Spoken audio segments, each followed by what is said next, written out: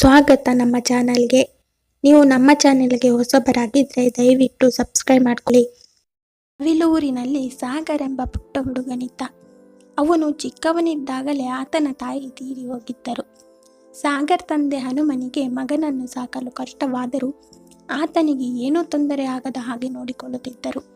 ಇರುವ ಒಬ್ಬ ಮಗನನ್ನು ಚೆನ್ನಾಗಿ ಓದಿಸಬೇಕೆಂಬ ಆಸೆಯಿಂದ ಪಟ್ಟಣಕ್ಕೆ ಬಂದು ಒಂದು ಖಾಸಗಿ ಶಾಲೆಗೆ ಸೇರಿಸಿದ್ದರು.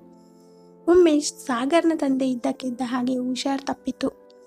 ಅದಕ್ಕಾಗಿ ಆತ ಅಪ್ಪನನ್ನು ನೋಡಿಕೊಳ್ಳಲು ಶಾಲೆಗೆ 3 ದಿನ ರಜೆ ಹಾಕಿದ.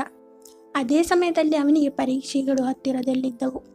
ಅವನಿಗೆ ಯಾರೂ ಸಹ ಹಿಂದಿನ ತರಗತಿಯಲ್ಲಿ ನಡೆದ ಪಾಠಗಳ ನೋಟ್ ಪುಸ್ತಕ ಕೊಡಲಿಲ್ಲ.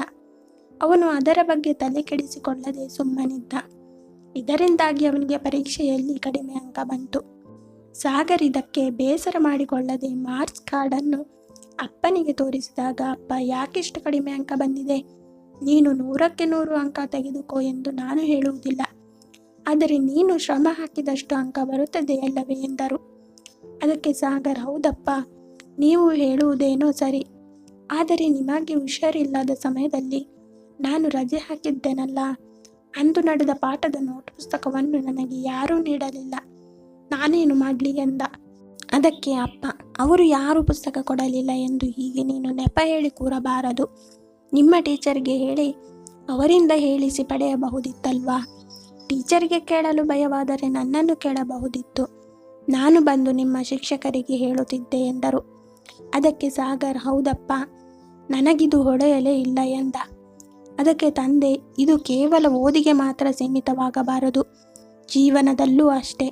ಯಾರೂ ಕೂಡ ನೀನು ಮುಂದುವರೆಯಲು ಆಸರೆ ಮತ್ತು ಸಹಾಯ ನೀಡುವುದಿಲ್ಲ. ನಾವೇ ಬುದ್ಧಿ ಉಪಯೋಗಿಸಿ ಪರಿಹಾರ ಕಂಡುಕೊಳ್ಳಬೇಕು. ಈ ಮಾತನ್ನು ಯಾವಾಗಲೂ ನೆನಪಿಟ್ಟುಕೋ ಎಂದರು. ಸಾಗರ್ ಅಂದಿನಿಂದ ನೆಪ ಹೇಳಿ ತಪ್ಪಿಸಿಕೊಳ್ಳುವುದನ್ನು ಬಿಟ್ಟು ಜಾಣ ವಿದ್ಯಾರ್ಥಿಯಾದ. ಧನ್ಯವಾದಗಳು. ಈ ಕತೆ ಇಷ್ಟ ಆಗಿದ್ದರೆ ಲೈಕ್ ಮಾಡಿ, ಶೇರ್ ಮಾಡಿ. ದಯವಿಟ್ಟು ನಮ್ಮ ಚಾನಲನ್ನು ಸಬ್ಸ್ಕ್ರೈಬ್ ಮಾಡಿಕೊಳ್ಳಿ. ಪಕ್ಕದಲ್ಲಿರುವ ಬೆಲ್ ಬಟನ್ ಕ್ಲಿಕ್ ಮಾಡಿ.